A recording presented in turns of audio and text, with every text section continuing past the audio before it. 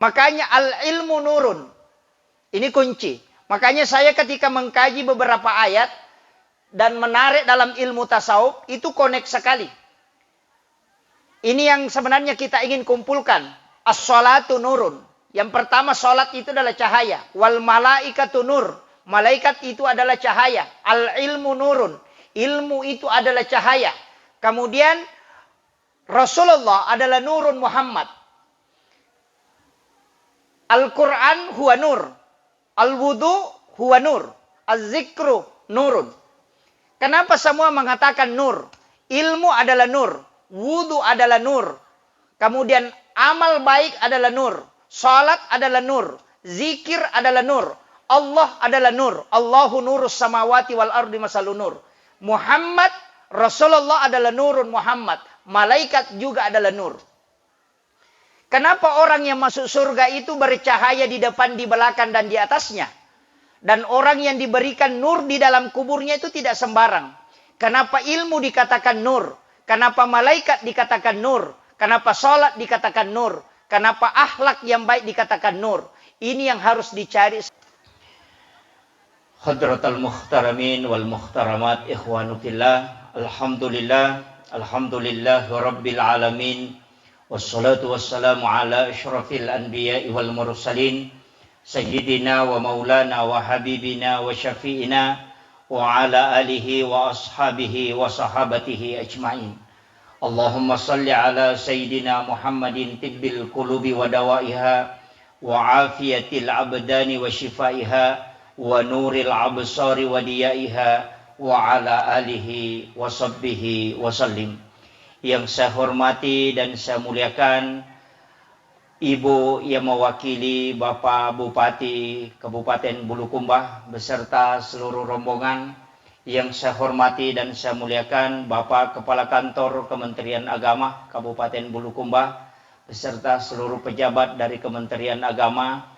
Yang saya hormati dan saya muliakan Bapak Camat Kecamatan Bulukumba. Yang saya hormati dan saya muliakan Bapak Kepala Kantor Urusan Agama Kecamatan Bulukumba beserta seluruh pejabat, para tokoh masyarakat, tokoh agama, para alim ulama, dan seluruh tamu undangan, wabil khusus yang saya hormati dan saya muliakan sahibul ma'had, sahibul madrasah, yakni Kepala MTSN Negeri 2 Bulukumba beserta seluruh dewan pengajar, para staf, dan seluruh hadirin wal hadirat, ibu-ibu, orang tua, siswa, dan adik-adikku sekalian yang insya Allah pada tahun ini melanjutkan jenjang pendidikan ke yang lebih tinggi.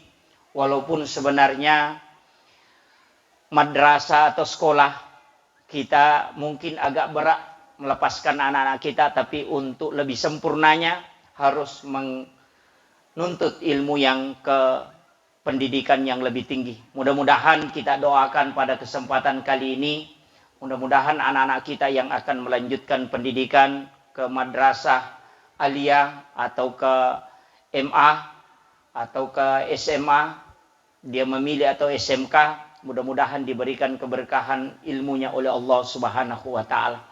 Amin amin ya rabbal alamin. Hadirin wal hadirat ikhwanu fillah yang insyaallah dirahmati dan dimuliakan oleh Allah Subhanahu wa taala. Saya mohon maaf karena saya duduk hanya sebagai penghormatan kepada seluruh hadirin yang sempat hadir, karena kalau saya berdiri terlalu tinggi lagi. Kayaknya sudah bisa melihat semua ketika saya duduk. Alhamdulillah saya diberi amanah untuk menyampaikan ceramah atau nasihat halal bihalal. Sebenarnya kalimat ini kita tidak temukan dalam kamus bahasa Arab. Halal bihalal ini diistilahkan hanya di Indonesia. Begitulah uniknya orang Indonesia. Indonesia ini luar biasa. Di luar negeri tidak ada mudik. Indonesia itu ada mudik. Di luar negeri, di Arab itu tidak ada istilah halal bihalal. Hanya di Indonesia ada istilah halal bihalal.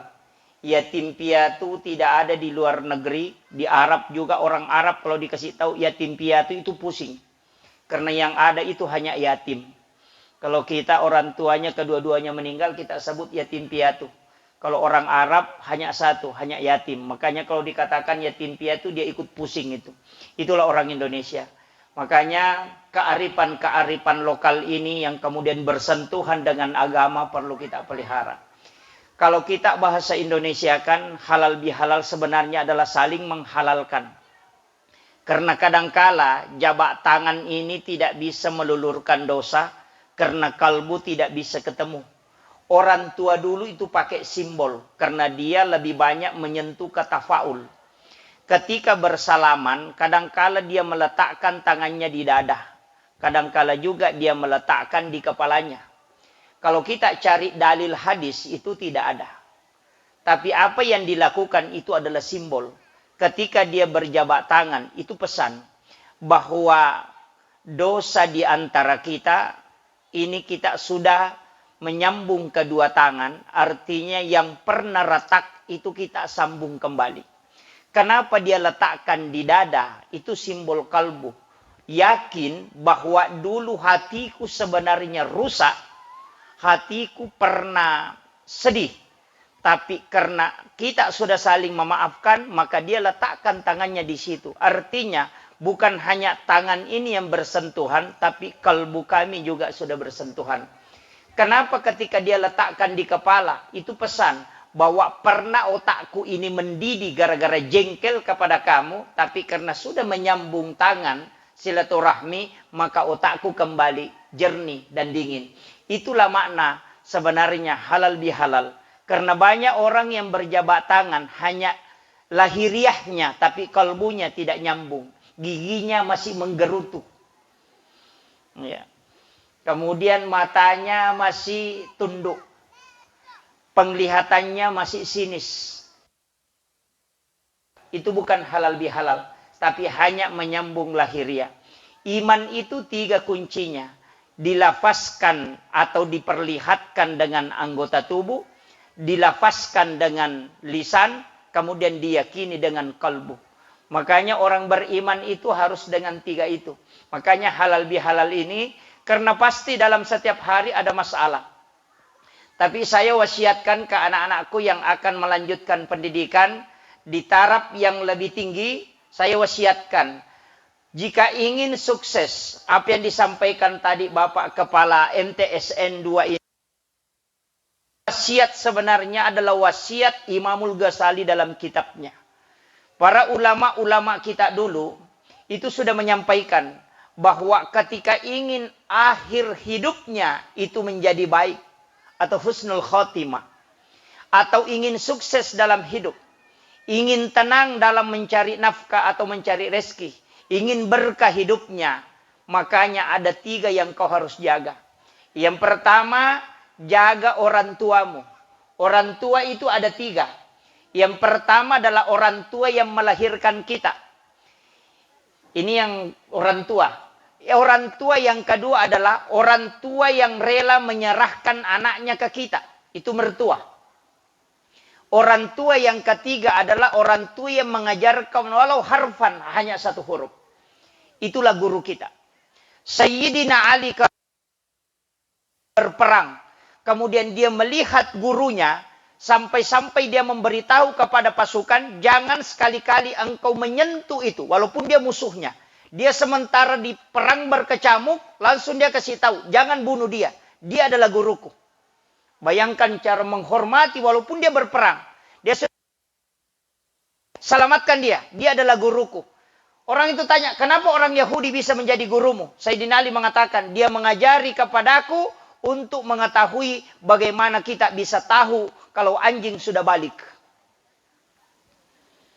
Ya, Sayyidina Ali pernah bertanya ke sahabat, bagaimana cara mengetahui anjing itu kalau sudah balik? Tidak ada yang tahu. Makanya sahabat mengatakan, coba tanya ke sana. Di sana ada yang punya banyak anjing, pergi tanyakan di sana.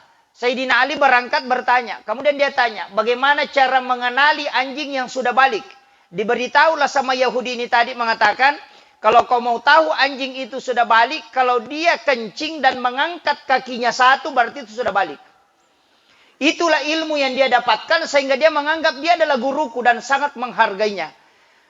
Kenapa? Karena ternyata ilmu yang kita ambil itu sebenarnya adalah nur Allah yang dititipkan kepada hambanya, dan nur itu berpindah ke kita. Makanya al-ilmu nurun. Ini kunci. Makanya saya ketika mengkaji beberapa ayat dan menarik dalam ilmu tasawuf, itu connect sekali. Ini yang sebenarnya kita ingin kumpulkan. As-sholatu nurun.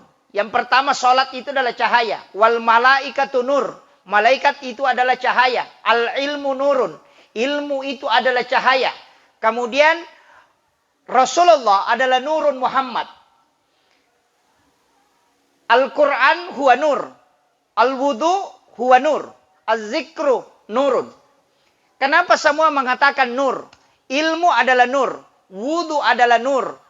Kemudian amal baik adalah nur. Salat adalah nur. Zikir adalah nur. Allah adalah nur. Allahu nurus samawati wal ardi masalun nur. Muhammad, Rasulullah adalah nurun Muhammad. Malaikat juga adalah nur. Kenapa orang yang masuk surga itu bercahaya di depan, di belakang, dan di atasnya? Dan orang yang diberikan nur di dalam kuburnya itu tidak sembarang. Kenapa ilmu dikatakan nur? Kenapa malaikat dikatakan nur? Kenapa sholat dikatakan nur? Kenapa akhlak yang baik dikatakan nur? Ini yang harus dicari seorang santri. Karena ternyata dalam kehidupan ini ada dua ilmu. Ada ilmu yang diambil dengan logika, itu belajar. Ada ilmu yang tidak diambil dengan logika, tapi melalui penghambaan. Istilahnya ta'zim kepada guru. Saya ketika membuka beberapa kitab-kitab ulama terkenal, termasuk ke Khalil Bangkalan, Madura, ke Wahab Hasballah, ke Hashim Asy'ari. Beberapa ulama-ulama kita dulu, itu kalau di pondok tidak belajar. Ke Khalil Bangkalan itu di pondok tidak belajar. Dia cuma menebang bambu. Sampai membelah bambu, kemudian membuat pagar untuk pesantren. Tapi ketika sudah selesai tugasnya, diludahi mulutnya oleh gurunya, itu pindah. Kurang lebih 400 kitab dia hafal hanya dengan satu kali air ludah. Apakah itu bisa dibuktikan dengan sains? Bisa. Flash disk yang dicolokkan ke laptop, kemudian diinstal Al-Quran 30 juz, itu bisa pindah. Dengan hanya kecepatan kurang lebih 5 menit. Itu bisa pindah. Guru Kiai Abdurrahman Ambodale ketika meludahi santri yang mungkin nakal, tapi ketika dia ludahi, berkahnya pindah. Kenapa? Karena yang pindah itu bukan kotoran, tapi nur dari ulama, dari zikir dan kewalian itu pindah kepada santri yang disucikan hatinya oleh Allah. Maka itu bisa pindah. Makanya ini yang hilang. Ilmu berkah ini kadang dicabut. Kenapa? Karena kita hilang akhlak. Karena akhlak mendatangkan ilmu laduni ini. Sedangkan ilmu logika membutuhkan kecerdasan secara matematis. Makanya ada anak Pak, ranking 1 di sekolah. Di madrasah ranking 1. Di MTSN Bulukumba ini dia ranking 1. Mungkin masuk 3 besar. Ketika dia keluar atau dia sudah selesai sekolah, dia hanya menjadi ibu rumah tangga. Tidak pernah ilmunya dimanfaatkan di masyarakat. Kenapa? Karena rata-rata orang cerdas jarang berdoa. Orang yang bodoh dalam hal ini tanda kutip, orang yang otaknya lambat itu paling sering tawakal. Karena dia bilang, kita mi Tuhan yang ngurus, tidak ku tahu saya. Kan begitu. Ini kuncinya. Dan itulah yang saya pakai. Orang ketika berdoa, ketika masih menganggap bahwa saya cerdas, doanya tidak mustajabah. Kenapa? Karena masih ada landasannya. Coba kita buka dalam sejarah. Ketika Nabi Musa alaihissalam tidak bisa lagi melangkah ke depan. Kenapa? Karena lautan. Di belakang sudah ribuan musuh. Dia kembali pasti mati. Melompat ke laut pasti mati. Tapi ketika dia berdoa, doanya langsung mustajabah. Kenapa? Karena sudah tidak ada usaha manusia yang bisa kita pikirkan. Ketika uang sudah habis, tidak ada uang di rekening, kemudian tidak ada uang di saku, kemudian kita berdoa, beda cara berdoanya ketika masih ada uang 10 juta di rekening. Coba dites itu. Anak yang punya kecerdasan ketika berdoa, tidak sama kekuatan doanya anak yang tidak punya kecerdasan apa-apa. Kenapa? Karena di situ dia tawakal betul. Makanya dari kalimat wa may yattaqillaha yaj'al lahu makhraja. Nanti tawakal baru dilepas dari kesusahan. Kesusahan datang ketika sudah tidak ada sandaran. Maka santri atau siswa sebelum meninggalkan sekolah ini, lakukan satu sunnah Nabi. Salami gurumu, kemudian cium tangannya, minta berkahnya. Insya Allah nurnya akan melekat selamanya. Itu kunci yang harus dimiliki. Dan ini kadang yang dilupakan orang ketika ingin meninggalkan sekolah. 3 tahun anak kita belajar di sini. Kadang juga saya jengkel sama orang tuanya santri, Pak. Ibu bapaknya anak-anak kita. Orang tua itu kadang menyalahkan guru ketika ada masalah. Padahal dia tidak pikir. Di sekolah ini, Pak, 600 santri, 600 siswa. Yang ngurusin tidak cukup 100. Kita di rumah, 3 saja anak, biasa marah-marah. Urusi tidak setiap hari. Guru urus anak-anak sampai 600. Meninggalkan istri dan anaknya di rumah demi mendidik anak-anak kita. Kadang anak kita dicubit kemudian kembali melapor, orang tua datang marah-marah. Itu adabnya orang tua menitip anaknya ke sekolah, itu hilang. Makanya jangan harap anak kita bisa berkah dan berhasil. Saya punya guru, dia sampaikan begini, nak, potong tangan saya. Kalau ada orang tua yang pernah datang ke sekolah, marah-marahi gurunya anaknya, sampai guru itu merasa sedih atau dia merasa terhinakan. Kemudian dia mengangkat tangannya, berdoa kepada Allah, potong tangan saya, nak, kalau anak itu yang berhasil. Dia bilang begitu. Dan ingat, cari terakhir nanti dia mati dalam keadaan sul khotimah. Karena kunci kalau mau wafat dalam keadaan sul khotimah atau mati jelek, satu kuncinya, jangan hargai guru. Pasti mati dalam keadaan jelek. Cuma 3 disampaikan ulama. Yang pertama, tidak menghargai orang tua, termasuk guru. Tidak menghargai orang tua, tidak menghargai guru kita atau mertua. Yang kedua adalah memutus silaturahim. Lihat ujungnya. Kemudian yang ketiga, orang yang musyrik. Itu kuncinya. Makanya anak-anak sekalian, saya itu tidak pintar, Pak Bu. Terus terang, saya tidak pintar. Tapi saya itu punya air surga. Ini yang kadang orang tidak miliki. Saya itu punya air surga. Air surga itu adalah air telapak kaki ibu. Saya di pesantren itu tidak bisa mengaji. Karena saya tinggal di pesantren, belajar di pesantren 3 tahun tidak bisa mengaji. Karena setiap bacaan Al-Quran saya tulis bahasa Indonesia. Nanti di tes terakhir baru ketahuan. Ya, saya kasih tahu kunci kehidupan ini sederhana sekali, Pak Bu. Kemudian, tapi saya sangat ta'zim kepada guru. Pimpinan pondok itu saya selalu ikut di belakangnya. Saya kalau dia mengajar, saya dekat. Tapi kenapa? Karena saya mengatakan saya tidak pintar. Saya itu tidak naik kelas. Kalau lihat rapor saya di SD, paling tinggi nilai saya adalah 7,5. Tapi kenapa saya bisa duduk begini, Pak? Saya tidak pintar. Tapi ada satu yang saya miliki. Ketika belajar di Aceh, di Biren, sama guru Tasai Muhammad Nur. Satu wasiat beliau. Kembali ke orang tuamu, karena kau dulu masuk pesantren berdosa. Kau masuk pesantren hanya karena tidak mau disuruh sama orang tua. Saya bilang betul. Karena dulu kalau kerja di pulang sekolah pasti disuruh pergi ke sawah, pergi ambil air, pergi apa. Jadi saya bilang kalau saya masuk pesantren saya aman. Karena tidak disuruh-suruh. Saya bilang begitu. Makanya waktu pulang anak-anak pondok, enak tinggal di pondok, tidak disuruh-suruh sama orang tua. Jadi ternyata berkah ilmu itu tidak bisa saya dapat. Nanti belajar sedikit tasawuf, adab tasawuf, baru guru Tasai Nur itu mengatakan, saya melihat engkau punya dosa sama orang tuamu. Ilmu yang ada dalam dirimu itu gelap. Kau kembali minta ampun kepada orang tuamu baru diberikan cahaya. Saya itu pulang. Minta disuruh cuci kakinya, ambil sisa cucian itu kemudian kau minum. Itu yang saya lakukan, Pak. Dan alhamdulillah saya bersyukur. Mulai kuliah di Makassar, di UIN Alauddin, saya ambil jurusan dakwah. Saya menjadi mahasiswa terbaik itu. Dengan predikat summa cum laude. Tapi bukan orang pintar. Saya tidak pintar, hanya mendapatkan keberkahan ilmu dari orang tua. Istilahnya, ini penting saya sampaikan ke anak-anakku. Yang ingin melanjutkan pendidikan, jangan mendaftar dulu di sekolah, kecuali minta izin ke orang tua. Itu yang paling pokok. Jangan menganggap diri kita sudah pintar memilih sekolah ini, tidak. Sekolah itu tidak menentukan. Yang menentukan itu adalah keberkahan. Banyak orang yang masuk di perguruan tinggi hebat, tapi ketika keluar tidak bisa mendapat pekerjaan apa-apa. Ada juga orang yang hanya keluaran dari sekolah biasa, tapi dia bisa bekerja di tempat yang hebat. Kenapa? Mungkin karena doa orang tua dan doa guru-gurunya. Ini penting. Dan ini yang mulai hilang, Pak. Saya selalu mengambil sisi ke situ. Kalau lahiriah sederhana, nanti diilmiahkan. Kenapa guru kita dicium tangannya? Iya. Kenapa guru kita dicium tangannya? Karena dari situ kita mendapatkan berkah ilmu.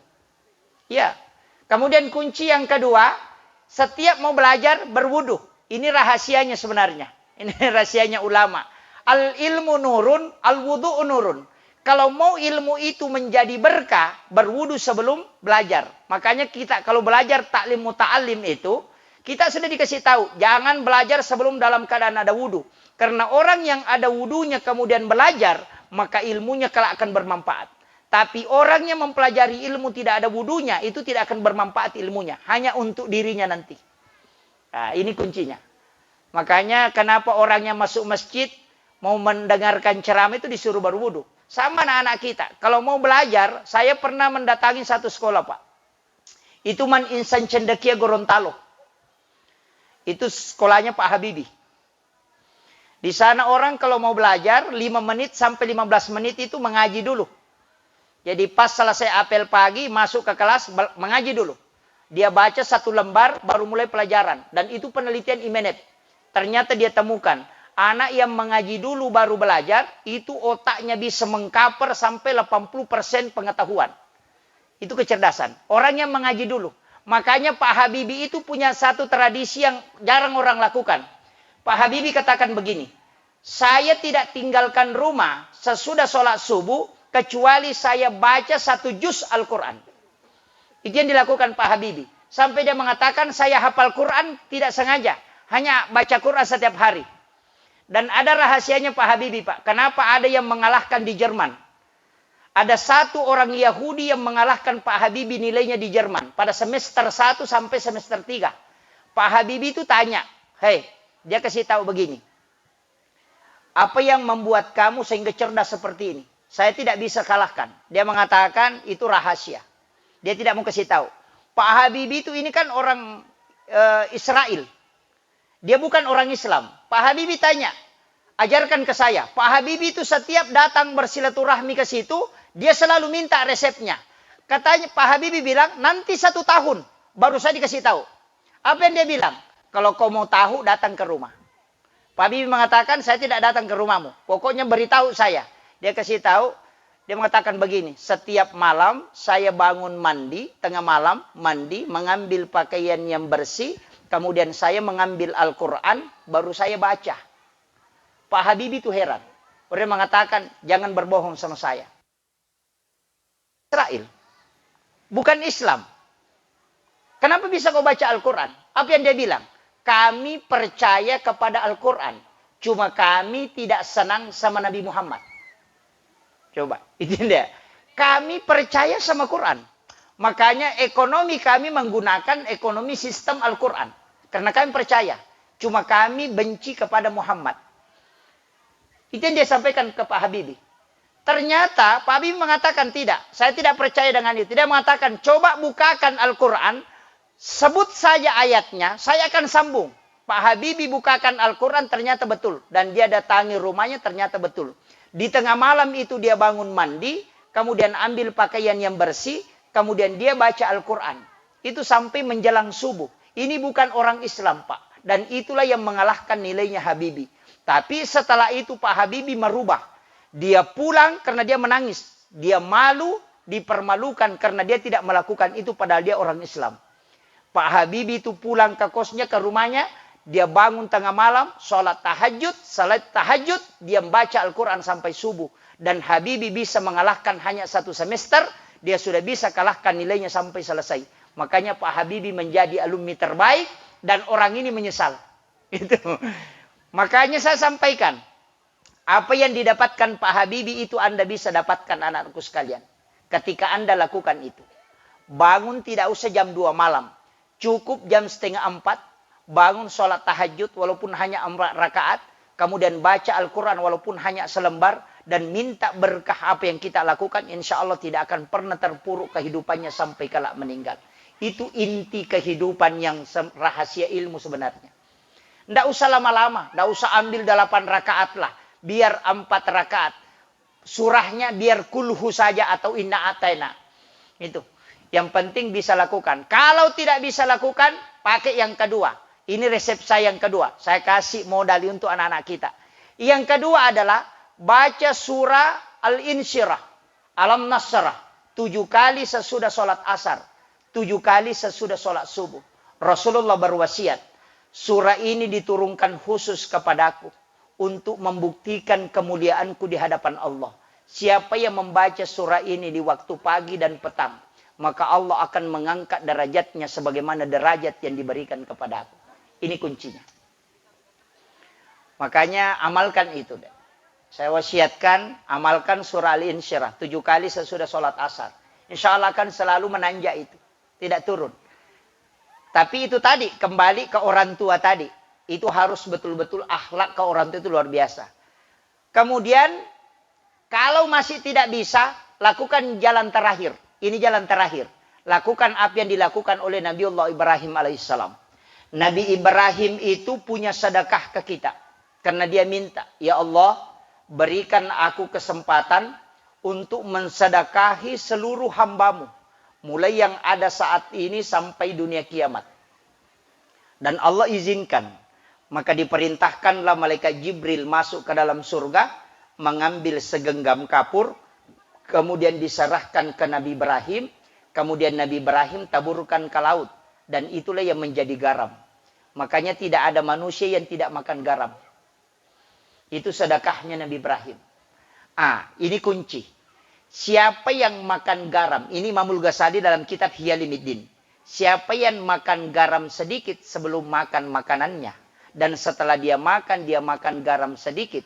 Maka pasti otaknya cerdas. Itu kuncinya. Yang kedua, dia tidak akan kena keracunan makanan. Yang ketiga, tidak akan kena lemah syahwat. Laki-laki yang mengamalkan itu. Itu rahasia yang kadang orang tidak pakai, Pak. Saya sampaikan ini untuk laki-laki ya, bukan perempuan. Kalau perempuan garamnya untuk kecerdasan dan untuk tidak kena penyakit ini. Dan itu kadang orang tidak tahu, Pak. Saya kemarin bersama dengan Bapak Insinyur Haji Aksa Mahmud dengan beberapa profesor. Dia panggil khusus untuk memberi ceramah. Termasuk yang dia tanyakan itu adalah tentang masalah garam. Saya mengatakan dengan laut. Karena beliau itu punya satu kebiasaan mandi di laut. Dengan umur yang sudah 77 tahun. Ya. Dia sudah 67 tahun umurnya. Masih kuat berenang sampai 1 kilometer. Jadi 1 kilometer itu kekuatannya masih bisa berenang. Apa berkahnya? Itu air laut dan garam. Makanya saya ingin sampaikan di sini bahwa apa yang dilakukan Nabi Ibrahim, apa yang disedekahkan Nabi Ibrahim itu luar biasa. Jadi kita mestinya jadikan itu sebagai acuan karena itu sunnah Nabi. Makanya Bu, kalau hidangkan makanan, siapkan garam halus. Yang paling bagus kalau ada orang naik ke tanah suci, apakah melaksanakan umrah atau haji, pesan garam Mekah. Itu bagus sekali. Jangan pesan air Sam-Sam saja, pesan garam Mekah. Garam Mekah itu beda. Jadi pesan, kemudian simpan di tempat makanan, kemudian nanti kalau sudah cuci tangan, ambil garam sedikit, kemudian makan, kemudian setelah itu makan makanan. Insya Allah berkahnya itu luar biasa. Selain otak itu cerdas, karena itu doanya Nabi Ibrahim. Siapa yang memakan sedekahku sebelum dia makan makanannya, maka aku doakan supaya dia dicerdaskan oleh Allah Subhanahu wa Ta'ala. Jadi ini penting saya sampaikan, ajarkan ke anak-anak kita, generasi-generasi kita, supaya menjadi generasi yang hebat. Yang paling pokok, karena di sini ada madrasah yang hebat. Ini madrasah hebat sebenarnya, bukan madrasahnya yang hebat, tapi pasti orang-orang yang ada di dalamnya itu yang hebat. Nah, insya Allah itu kuncinya. Kalau madrasahnya bagaimanapun hebatnya bangunannya, insya Allah kalau isinya tidak ada, itu yang jadi masalah.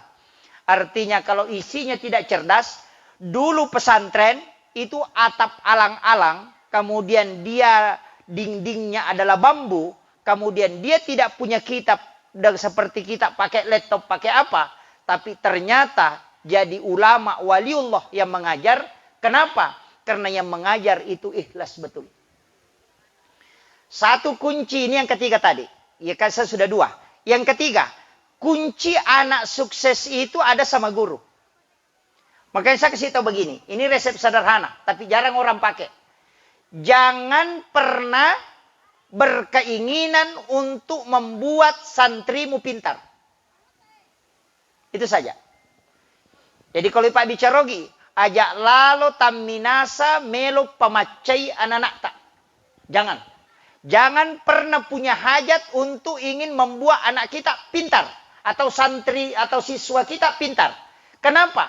Karena kapan santri atau anak kita bodoh, pasti kita jengkel. Dan jengkel itu tidak mendatangkan keberkahan. Jadi bagaimana caranya? Berniatlah menyampaikan ilmu yang diberikan oleh Allah dan doakan anak kita supaya dia bisa menerima ilmu itu dengan baik. Itu kuncinya. Guru yang tidak pernah marah ketika dia tidak ingin kalau santrinya pintar. Tapi kalau guru selalu ingin santrinya pintar, pasti dia tukang marah. Karena kapan bodoh, pasti jengkel. Kan begitu. Makanya guru tak aja lalu ko pak guru ko melo ko macce nanae. Palette bawa ni pak disangangin ale kue puang Allah Ta'ala pak bukarangi pamasya nanae. Itu kuncinya. Jadi kalau dia bodoh tidak masalah. Karena ada anak-anak itu pak tidak hebat bahasa Arab, tapi dia hebat di sosial. Makanya saya bilang, kalau ada anak sering kabur di sekolah, bimbing saja dia. Jangan jengkel sama dia, bimbing saja. Karena kenapa? Insya Allah nanti jadi anggota dewan itu. Iya. Kenapa? Karena dia pintar mengumpul orang. Ada memang kecerdasan, namanya kecerdasan linguistik. Ada kecerdasan sosial. Ada kecerdasan ilmu. Memang ada Pak. Ada orang hebat matematika. Tapi kalau disuruh kumpul masyarakat, tidak pintar.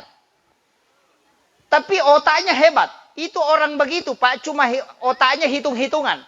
Tapi ada orang otaknya tidak bisa jalan. Tapi kalau kumpul orang, biar 100 bisa dia kumpul. Makanya ulama kita itu bilang, pasti anak saya itu ada satu nakal. Saya punya kiai itu kasih tahu, anak saya ini nakal. Tidak pintar. Kalau disuruh baca kitab, tidak pintar. Tapi ada tugasnya. Nanti kalau ada masalah di kampung, pasti dia yang hebat. Karena dia yang berani kumpulkan orang sampai ribuan. Saya bilang, ternyata anak begitu. Jadi anak-anak sekolah begitu Pak. Ada pintar matematika. Yang di sekolah kan biasa bikin pusing. Masuk guru matematika, mau anaknya kalau dapat 10. Masuk guru fisika, mau anaknya kalau dapat 10. Masuk guru bahasa Arab, mau juga kalau dapat 10. Masuk bahasa Indonesia, mau juga dapat 10. Adakah otak begitu? Coba pikir. Gurunya saja kan pusing. Kalau disuruh belajar matematika, baru dikasih masuk ke bahasa Arab, itu sudah pusing gurunya. Ini guru Pak, bukan anak-anak. Tapi kadang-kala guru kan paksakan begitu. Dia masuk mengajar di sini, pokoknya harus pintar matematika. Masuk ke sini harus pintar bahasa Arab. Masuk ke sini harus pintar sejarah. Kan ini yang jadi masalah. Makanya Jepang itu mencari orang ahli. Saya selalu mengatakan, karena saya di pesantren Pak. Saya tahu, oh memang ada anak yang keahliannya di bahasa. Ada yang di keahliannya di bahasa. Ada di keahliannya hitung-hitungan. Ada yang keahliannya ke sini. Makanya anak itu yang penting melalui pendidikan itu. Yang menjadi masalah itu kalau tidak ada keahliannya. Itu yang jadi masalah. Tapi kalau mau, orang tua harus doakan. Makanya ibu-ibu yang tidak pernah terhijab doanya, hanya ibu. Ibu itu tidak pernah terhijab doanya. Saya itu Pak Bu, setiap mau keluar ceramah di keluar provinsi, jauh pasti minta izin ke ibu. Pasti minta izin. Saya pernah itu naik mobil trek dari Makassar waktu kuliah. Hanya pulang mencium tangan ibu, kemudian pulang lagi ke Makassar karena mau ikut ujian. Naik mobil trek, itu saya di Pak Bembeng naik mobil trek, pembawa kolu dari Enrekan. Saya naik di Kalasari mobil itu semester 5. Saya naik mobil trek, jalan kaki itu ke kampung sampai 10 km. Saya pas tiba itu pagi di rumah. Hanya sampai mencuci kaki ibu, kemudian ambil airnya, kemudian saya mencium tangannya, kemudian minta izin dan didoakan. Saya hanya letakkan tangannya di kepala. Karena ibu itu tidak pernah sekolah. Tidak ada sekolahnya kayak bilang pendidikan begini, tidak. Saya hanya letakkan tangannya di kepala, kemudian saya letakkan tangannya di dada. Saya mengatakan doakan. Semoga saya bisa ikuti ujian dengan ini. Ternyata betul. Saya bisa menjadi alumni terbaik di UIN Alauddin Makassar itu tahun 2007. Dengan predikat summa cum laude. Tapi saya bukan orang pintar. Hanya berkah orang tua. Itu saya jalan kaki. Jadi ingat, saya begitu Pak. Kuncinya itu. Jadi saya bilang begini. Saya bersyukur sekali itu karena masih ada ibu. Bapak sudah meninggal, saya bersyukur karena ada ibu. Setiap mau keluar ke Irian untuk ceramah, saya pasti datang. Kalau bukan mencium kakinya, mencium tangannya. Saya hanya bilang, doakan. Dan itu kayak terbuka betul. Maka saya selalu sampaikan, durhaka kepada kedua orang tua atau durhaka kepada guru, engkau tidak akan pernah mendapatkan ketenangan hidup. Tidak bakalan. Makanya sampai hari ini kalau saya datang dimanapun ketemu guru, pasti saya cium tangannya. Kalau guru saya, pasti saya cium tangannya. Karena bagi saya itu tidak pernah ada mengatakan, guruku dulu. Itu tidak ada. Kan ada anak-anak. Sekarang bukan. Ini jadi masalah. Setiap yang sudah mengajarkan kita bukan pakai dulu. Itu guru saya. Sampai hari ini guru saya. Karena atas doanya, usahanya kita bisa berada di sini. Kemudian untuk yang laki-laki. Saya kasih tahu. Kunci yang sudah menikah. Yang belum menikah mohon maaf. Ini jadi ilmu. Ini. Yang sudah menikah. Dan yang belum menikah atau yang tidak punya istri, kita doakanlah. Amin. Saya kuncinya begini. Kalau ingin berhasil, titip doa kepada istri. Laki-laki jarang berdoa. Tidak usah terlalu banyak berdoa. Cukup banyak berusaha. Kalau mau sukses, titip doa sama istri. Kenapa? Coba lihat orang hebat, Pak. Soeharto ketika Ibu Tin wafat, itu langsung drop. Tidak bisa bangkit sampai dia meninggal. Bapak Habibie ketika istrinya wafat tidak bisa bangkit. Susilo Bambang Yudhoyono, orang hebat TNI. Siapa yang tidak kenal beliau? Tapi ketika Ibu Ani wafat, sampai ini tidak bisa bangkit. Itu pelajaran. Sehebat apapun orang, lihat yang ada di sampingnya. Istri itu bukan di belakang, dia ada di samping. Kenapa? Di tangannya yang lembut, di hatinya yang lembut, itu yang membuat tiangnya aras bergoyang. Maka serahkan doa kepada istri. Karena dia 3 kali lipat lebih cepat diijabah doanya dibanding laki-laki. Itu yang orang tidak paham. Makanya pemimpin-pemimpin hebat, lihat di sampingnya siapa. Tapi ketika istrinya lepas, coba lihat bagaimana kehidupannya. Itu kuncinya. Dan ini yang kadang orang tidak sadari Pak Bu. Saya pelajari betul. Rasulullah ketika Khadijah wafat, itu 60% perjuangannya drop. Kenapa? Karena istri yang tidak pernah dilupakan Nabi selamanya dan selalu diingat, hanya Khadijah. Kenapa? Karena coba Khadijah, intinya di situ. Wanita yang paling sempurna di situ. Makanya bapak-bapak yang hadir di sini, jangan menganggap saya sudah pejabat, ini karena usaha saya. Tidak. Itu doa istri yang ada di samping kita. Yang mungkin kita tidak pernah lihat mengangkat tangannya di hadapan kita. Tapi di sujud terakhir dia selalu bermunajat. Itu sederhana. Tapi ada juga istri tidak pernah berdoa. Selalu main Facebook. Ini yang jadi masalah. Kayaknya banyak tahu. Si Anu bakar ikan di sana. Si Anu sakit lututnya di Jakarta. Ini sakit giginya di Kalimantan. Si Anu sakit perutnya di Surabaya. Padahal suaminya mencret. Dia tidak tahu. Iya. Karena selalu melihat media sosial. Tidak pernah memperhatikan keluarga. Makanya saya wasiatkan, terutama ketika suami berangkat ke kantor, lihat dia dan doakan. Ibu-ibu ketika anaknya berangkat ke sekolah, bacakan inna ansalnahu. Inna ansalnahu fi lailatul qadar wa ma adraka ma lailatul qadar. Sampai terakhir, sampai hilang di pandangan kita. Insya Allah anak itu ketika kembali, itu akan membawa kabar baik, kabar gembira. Itu kuncinya. Kemudian kalau mau masukkan anak ke sekolah, yang paling bagus itu Pak hari Selasa. Kenapa hari Selasa? Ini ada dalam kitab Kansun Najwa was Surur yang ditulis oleh Sayyid Amin Abdul Al-Qudsi. Apa katanya? Ilmu itu diciptakan oleh Allah pada hari Selasa. Malaikat yang menjaga ilmu itu hari Selasa. Makanya orang yang punya ilmu laduni rata-rata wafat itu hari Selasa. Kenapa anak kita dulu disuruh masukkan ke sekolah hari Selasa? Karena di situ hari diciptakannya ilmu. Saya punya ilmu itu dari guru tak banyak. Makanya orang di sini, Pak, orang Sinjai, orang Bulukumba. Saya tadi bincang-bincang dengan Pak Kawa Bulukumba. Saya mengatakan memang orang tua kita dulu itu pakai lontara. Lontara itu sebenarnya ilmu hikmah. Ilmu hikmah itu diambil dari ulama ahli hikmah. Ahli hikmah itu adalah ulama sufi.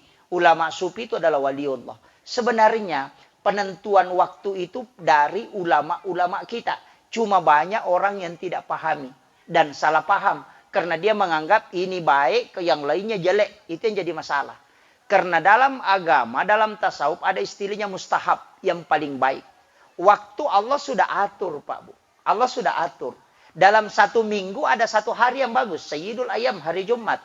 Dalam 24 jam ada waktu terkhusus yang paling bagus. Mana? Wabil azhari hum yastaghfirun. Di waktu sahara hendaknya kalian beristighfar. Kalau mau taubat, pilih 10 menit sebelum subuh. Kalau mau berzikir, minta rezeki, minta pada saat selesai sholat subuh sampai sebelum selesai waktu duha. Kalau mau minta rezeki. Kalau mau minta keselamatan, sebelum sholat subuh atau sesudah sholat maghrib. Di situ kan kuncinya. Kenapa? Karena malaikat yang membawa, menjaga bumi itu turun di situ. Kenapa sholat subuh disaksikan oleh para malaikat? Karena malaikat penjaga malam dan malaikat penjaga siang ketemu di waktu subuh. Ketemulah dua sip malaikat. Dua kelompok, bukan dua malaikat. Dua sip. Kenapa sedekah subuh itu mustajabah ketika digunakan berdoa? Karena didoakan dua kelompok malaikat. Kan kuncinya di situ.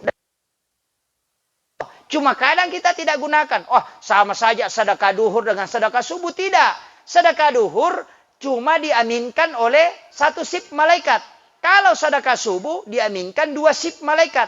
Karena malaikat penjaga malam itu masih ada. Malaikat penjaga siang sudah turun. Karena turunnya itu di waktu subuh. Makanya ayam bunyi jam 4 subuh. Karena malaikat sudah turun. Di Amerika sudah diteliti bahwa lensa mata ayam bisa melihat warna putih. Berkas cahaya malaikat itu putih. Makanya ayam berkokok itu hanya 3 waktu. Yang pertama jam 4 subuh, atau jam 11 malam, atau jam 1 malam. Karena di situ turun malaikat. Itu kuncinya. Ulama dulu sudah tahu. Sekarang dibuat kitab. Disebut dengan lontara. Lontara itu diteliti 80 tahun. Baru bisa. Tapi setiap kelipatan 80 tahun ada pergeseran. Sehingga kadang bergeser 1 pekan bergeser. Cuma ada penentuan hari yang tidak bergeser. Kenapa? Saya punya guru, Pak Guru Tasawuf, itu di Aceh. Namanya Senur. Dia sampaikan begini. Kalau mau beli kendaraan, jangan beli hari Jumat. Kalau kau beli hari Jumat, hancur baru bisa ada penggantinya.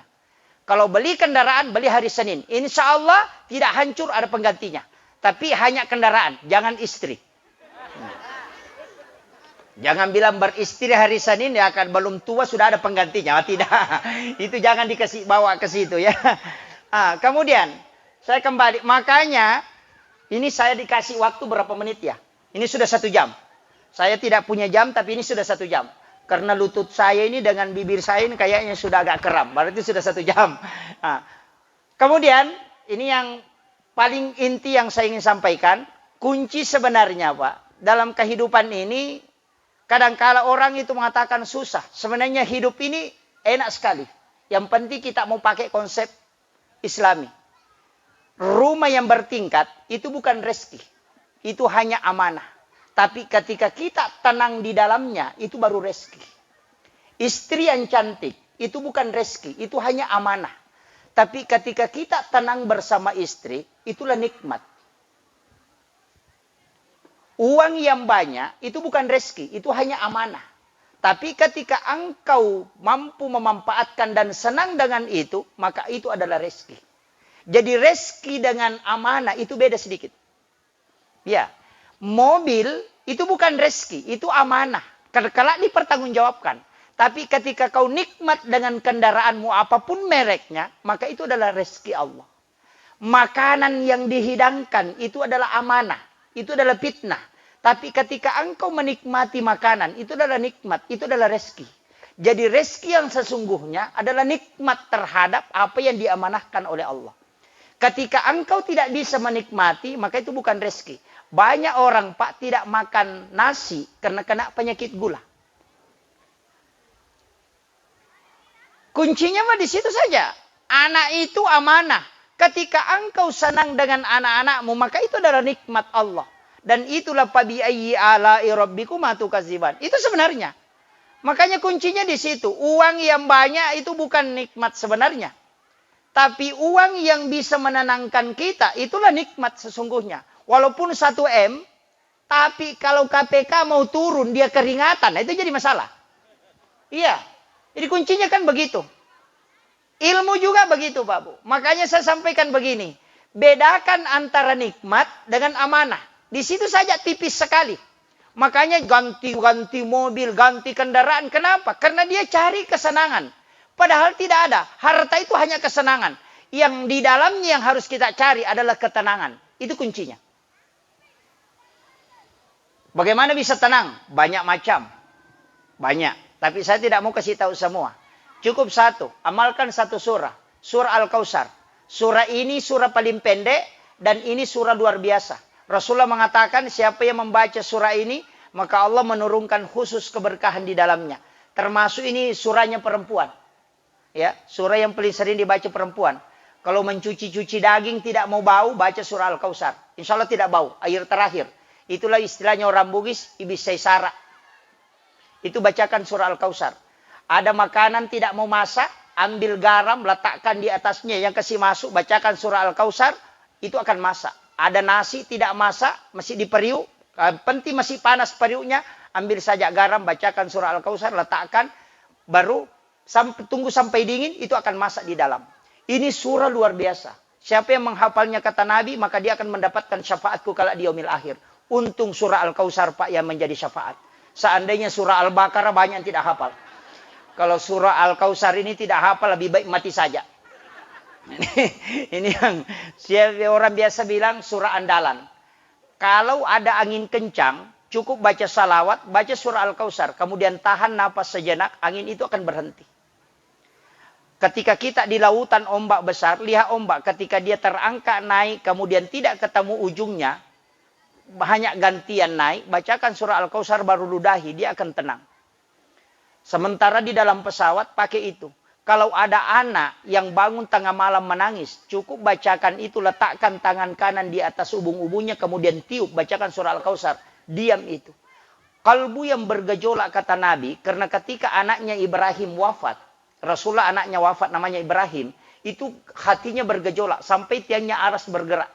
Maka diturunkanlah surah ini untuk menenangkan hatinya Nabi supaya tiangnya aras itu bertenang.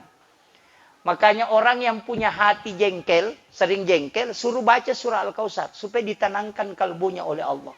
Suami yang suka marah-marah, bacakan surah Al-Kautsar. Istri yang suka marah-marah, bacakan surah Al-Kautsar. Tapi mohon maaf, ini yang terakhir. Ada saya kasih tahu, mudah-mudahan tidak tersinggung. Ada wanita yang memang tidak boleh dikasih marah-marah. Yang bibir atasnya tipis, jangan kasih marah-marah. Yang kamakun rei manipi timur resik na jalalo tapan nanak. Magai siapa aja mana nak tu.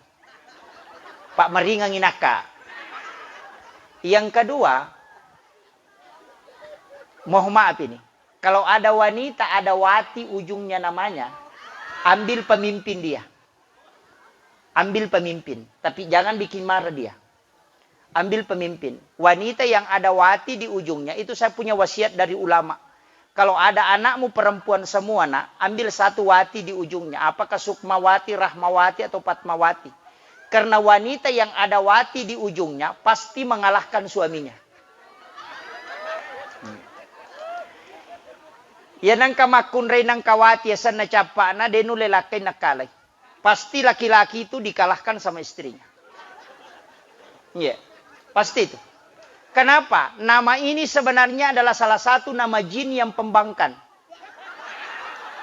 Makanya berat ditundukkan. Tapi hebatnya kalau dia jadi pemimpin pasti sukses. Makanya Guru Ta bilang, kalau dia jadi pemimpin pasti berhasil. Karena dia bisa memimpin laki-laki, 100 laki-laki dia bisa tundukkan. Itu nama perempuan yang ada wati di ujungnya. Ternyata ibu yang mewakili Bapak Bupati ada wati ujungnya. Nah, itu. Alhamdulillah, itu keberkahan, Bu. Nama itu berkah. Untuk wanita yang mau jadi pemimpin, itu penting. Makanya kalau ada wanita Fatmawati, Sukmawati, Rahmawati, Iwati, ambil ketua majelis taklim. Pasti berhasil itu. Nah, itu. Itu penting. Kenapa? Nama ini sebenarnya berat. Berat. Orang yang punya wati awalnya namanya itu ujungnya, biasanya itu biasa sakit-sakitan kalau awal. Kenapa? Karena nama itu berat. Jadi menggabungkan dua, karena pelajari ilmu hikmah sampai ke situ. Tapi saya tidak permasalahkan. Karena nama itu hebat ketika dia jadi pemimpin. Nah, cuma kalau laki-laki mau memperistri, lihat-lihat namanya. Kalau ada wati, hindari dulu. Karena pasti Anda diperintah sampai mati. Tidak bisa menang. Ini nih, sabar-sabar saja diperintah sampai mati kalau itu. Penutup. Yang terakhir, saya wasiatkan. Ini kan sebenarnya bulan Syawal. Bulan Syawal ini ada 2 amalan. Yang pertama puasa sunnah Syawal. Berpuasa 6 hari di bulan Syawal. Silakan puasa 6 hari. Tidak usah berturut-turut. Atau ganti puasa Ramadan. Niatkan juga puasa Syawal. Itu bisa. Itu bisa. Karena sunnah dengan wajib bisa digandengkan niatnya. Niat 2 puasa sunnah bisa gandeng. Yang tidak boleh wajib dengan wajib. Yang boleh sunnah dengan wajib. Karena di dalam hadis hanya mengatakan berpuasa 6 hari di bulan Syawal. Jadi kalau sudah puasa 6 hari di bulan Syawal, niatkan saja puasa sunnah Syawal, niatkan puasa pengganti puasa Ramadan, itu sudah ada ulama sahkan. Tapi kalau mau ambil yang paling aman, cukup niat puasa Syawal, tidak digandengkan dengan niat yang lain, tidak masalah. Karena ada yang membolehkan seperti itu. Pendapat boleh saja benar, boleh saja keliru. Tapi kalau dia benar, dapat 2 kebenaran, pahala. Kalau dia keliru, tetap dapat 1.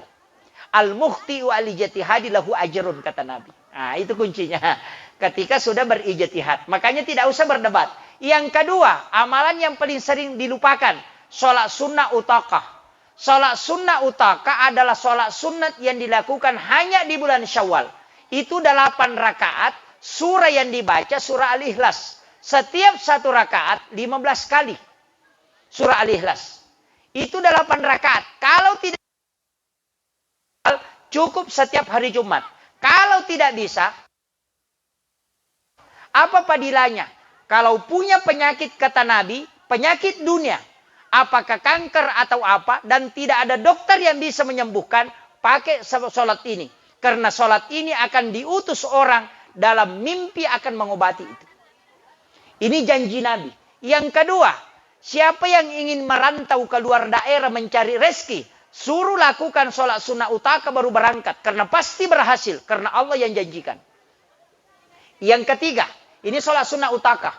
Yang ketiga, siapa yang melakukan sholat sunnah utaka, maka Allah akan mudahkan lisannya bicara. Yang kedua, Allah akan menurunkan ilmu hikmah kepadanya.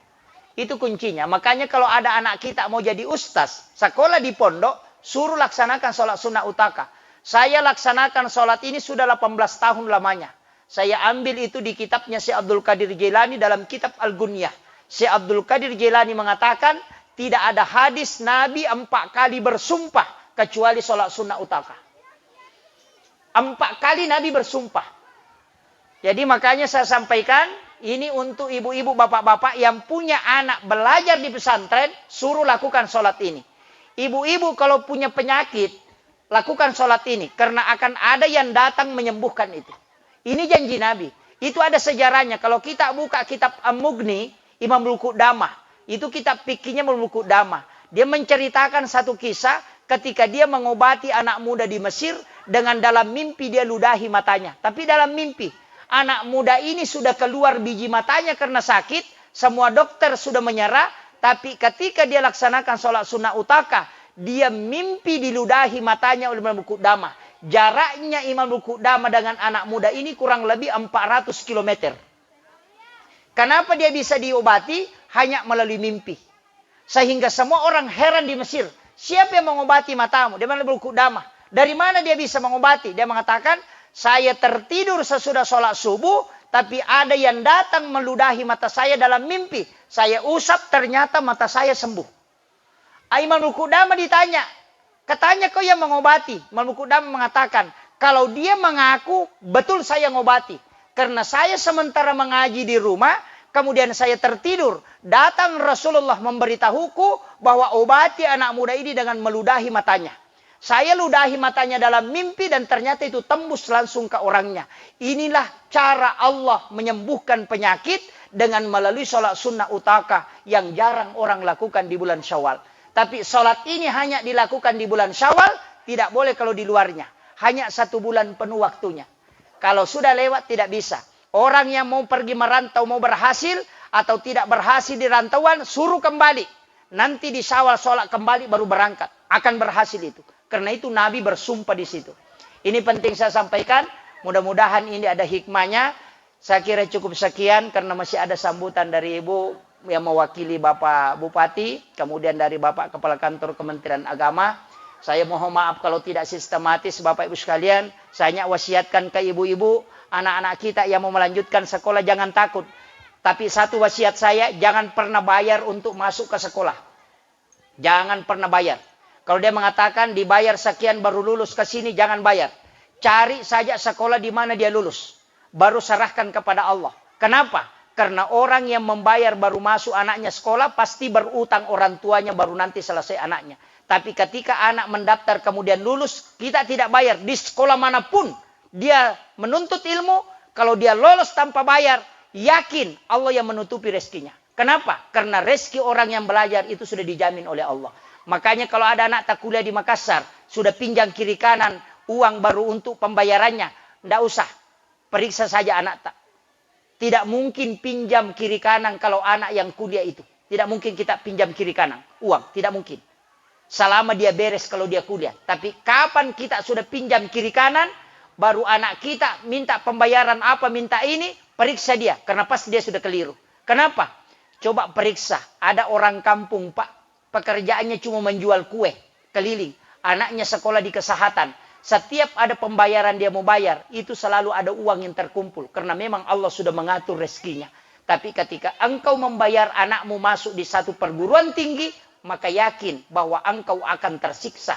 Karena Allah menyerahkan sepenuhnya ke kita, supaya kita yang ngurus. Tapi kalau Allah yang memberikan jalur ke situ tanpa kita bayar, maka Allah yang urus rezekinya anak kita. Itulah kenapa Nabi melarang kita menyogok untuk mengambil sesuatu yang bukan hak kita. Itu penting. Saya kira ini wasiat yang penting ibu pakai. Sampai kapanpun anak kita belajar, pakai itu. Sama dengan orang yang mau menikah. Pasti rezekinya dijamin oleh Allah. Tapi yang menikah pertama ya. Bukan yang menikah 2 kali, 3 kali, 4 kali. Saya kira cukup sekian. Akhirul kalam. Wallahul muwaffiq ila aqwamit thoriq. Nasrun minallahi wa fathun qarib wa basyiril mu'minin. Assalamualaikum warahmatullahi wabarakatuh. Sampai. Iya.